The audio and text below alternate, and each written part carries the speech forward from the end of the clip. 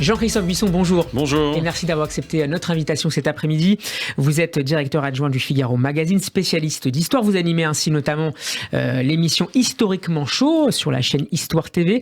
Et vous publiez aux éditions Perrin un livre, j'allais dire presque un manuel tant il est pédagogique et clair, Le Noir et le Brun, une histoire illustrée du fascisme et du nazisme de 1919 à 1946.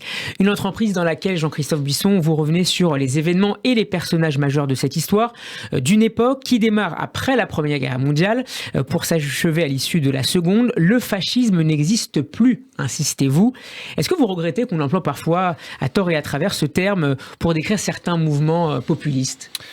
Oui, je le regrette parce que je crois qu'il est utilisé souvent à tort et à travers et à mauvais escient et qu'il aboutit au contraire de ce qui est souhaité à banaliser ce qu'était le fascisme. Et ce que j'ai voulu montrer dans ce livre qui se veut vraiment factuel, qui est une chronologie commentée qui commence en mars 1919 à la création des faisceaux italiens de combat de Mussolini et qui s'achève à la création du MSI, parti qui se disait post-fasciste. Dont on parle beaucoup en ce moment, mais je crois à mauvais escient parce qu'il me semble que Meloni, si on en parle, n'est pas exactement dans la lignée de cette idéologie-là qui est morte sous les bombes à Berlin, à Tokyo et à mon sens. Il y a eu deux grands procès à Nuremberg et Tokyo qui ont fermé et qui ont jugé et qui ont condamné définitivement ce qu'étaient ces idéologies et ces totalitarisme-là. Alors je ne nie pas qu'il y a eu des copies, des nostalgies, évidemment dans les années 60, 70 et jusqu'à aujourd'hui, des gens qui peuvent se réclamer. Mais pour moi, ce qu'a été le fascisme, et notamment avec sa violence constitutionnelle essentielle,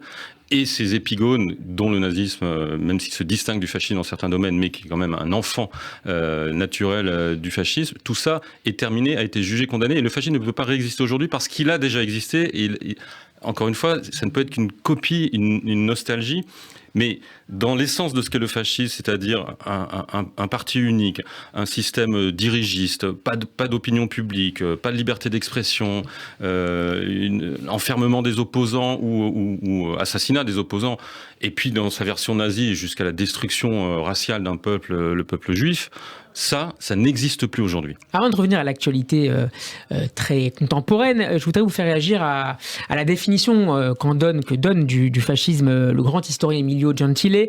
Le fascisme, c'est à la fois le totalitarisme, la militarisation et la volonté impérialiste. Vous partagez cette définition ? Absolument. Et c'est central. C'est que, donc c'est pas ce qu'on retrouve ni en Hongrie actuellement, ni en Italie. Non, alors, ça commence un petit peu en Russie, on peut commencer à en discuter. Jusqu'à maintenant, je pense que la Russie était vraiment un régime autoritaire, mais qui ne basculait pas là-dedans. Mais avec ces notions d'impérialisme, de militarisme et de totalitarisme, c'est-à-dire que tout est relié à l'État. Il n'y a pas encore de parti unique en Russie, c'est ce qui le distingue du fascisme. Mais on voit bien que les partis d'opposition sont quand même très très muselés, ils existent pour la forme. C'est pas encore assumé, mais ça peut glisser vers ça. Ça, je suis pas naïf. En revanche, c'est vrai que le fascisme est né dans la violence, après la Première Guerre mondiale, avec une idée qu'on va reconquérir des territoires qui ont été donnés après le traité de Versailles, notamment au royaume de Yougoslavie. Il y a un revanchisme et donc un impérialisme et un militarisme, une fuite en avant comme ça militariste. Et puis du racisme, c'est quand même aussi essentiel dans le nazisme, dès l'origine, ce qui n'est pas le cas dans le fascisme, mais à partir de 1938, Mussolini bascule du côté de l'Allemagne nazie, fait adopter des lois antisémites, ce qui n'est pas du tout dans l'essence du fascisme. Je parle notamment, par exemple, je fais des portraits dans ce livre de Margherita Sarfatti, qui est une grande bourgeoise juive italienne qui accompagne Mussolini dans ses premières années, qui écrit une biographie de Mussolini en 1926, qui est sa conseillère, sa muse, et qui, à partir de 1938, quitte l'Italie, parce que, ça y est, Mussolini s'est aligné sur Hitler et a pris des lois antisémites. Par pragmatisme ou par idéologie antisémite, là aussi ? Par pragmatisme, vraiment. En revanche, l'application de ces lois, elle est idéologique, elle est sévère, elle est féroce. Mais en revanche, il le fait parce que il a eu le sentiment qu'il a tout fait pour empêcher que l'Allemagne grandisse. Il s'est allié avec les démocraties occidentales en leur disant il faut lutter contre Hitler. En 1934, lorsque le chancelier autrichien national-conservateur Dollfuss est assassiné par des nazis, Mussolini fait masser des troupes en disant aux nazis non, vous n'allez pas plus loin, vous partez d'Autriche. Et il dit Hitler est un fou, Hitler est un danger pour la paix. Il dit ça en 1934. Puis en 1935, il commence à regarder vers l'Éthiopie. Disons, après tout, tous les autres pays européens, ils ont leur petite colonie, et pourquoi pas moi? Et là, on lui dit non, vous n'allez pas en Éthiopie. Et lorsqu'il a envahi l'Éthiopie, on prend des sanctions contre lui. Il dit vous êtes contre moi, alors du coup, je vais aller du côté de Hitler, avec un cousinage idéologique évident. Mais jusqu'à maintenant, il se méfiait vraiment de Hitler, parce qu'il voyait ça comme des barbares, des Germains, alors que lui, c'est l'Italie antique, c'est la Méditerranée. Et du côté d'Hitler, on voit Mussolini d'abord comme un modèle. Oui, absolument. Hitler est en admiration pour ce qu'a fait Mussolini. Il rêve d'une marche sur Berlin dans les années 20 qu'il n'accomplira pas lorsqu'il fait le putsch de la brasserie de Munich, dont on sera le centenaire l'année prochaine en 1923. Il pense évidemment à Hitler qui, un an plus tôt, a fait la marche sur Rome, dont ce sera le centenaire dans quelques jours. Évidemment que c'est un modèle, mais après il le trouve trop mesuré, trop modéré, trop pas assez allant. Et puis Hitler, encore une fois, il a un objectif dès le début. C'est l'élimination des Juifs d'Europe, ce que n'a pas du tout Mussolini. Donc à un moment donné, c'est l'objectif final d'Hitler, la solution finale, c'est ça.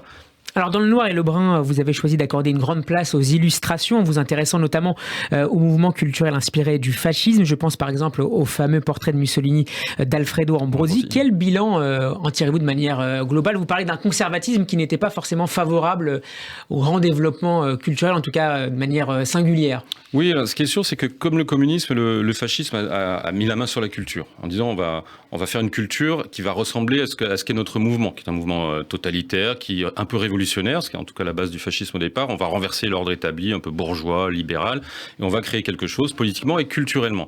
Sauf que les communistes, eux, veulent vraiment créer un art nouveau, totalement révolutionnaire, avec des artistes qui veulent se faire table rase du passé, y compris du passé artistique. Mussolini, lui, se réclame de l'Empire romain.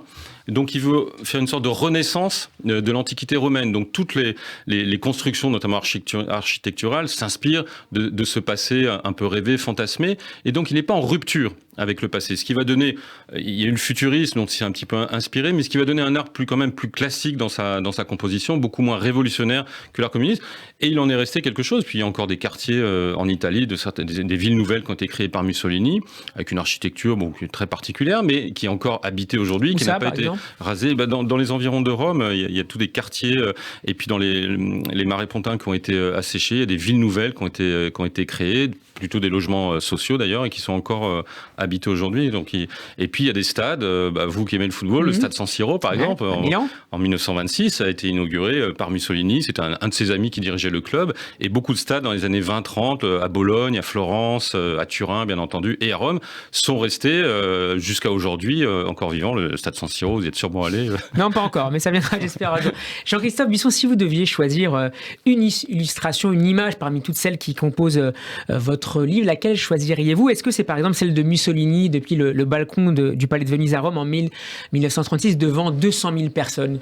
Oui, vous avez tout à fait raison. Je pense que c'est une des images les plus marquantes parce que... Très impressionnante. Oui, c'est très impressionnant. C'était vraiment un mouvement de masse. Et ce que j'ai voulu essayer de comprendre aussi, c'est comment c'est un mouvement qui s'est internationalisé, qui a eu des antennes, des racines, des ramifications en Thaïlande, au Chili, en Égypte, en Russie, au Canada, dans des pays dont on parle très peu, pour dire que ça a été quelque chose, c'était un mouvement universel, alors qui est paradoxal puisque c'est quand même basé sur le nationalisme, et d'ailleurs c'est pour ça que il n'y a jamais eu d'international noir comme il y a eu une internationale rouge, mais c'était un mouvement qui a essaimé dans le monde entier et qui a eu effectivement une grande popularité.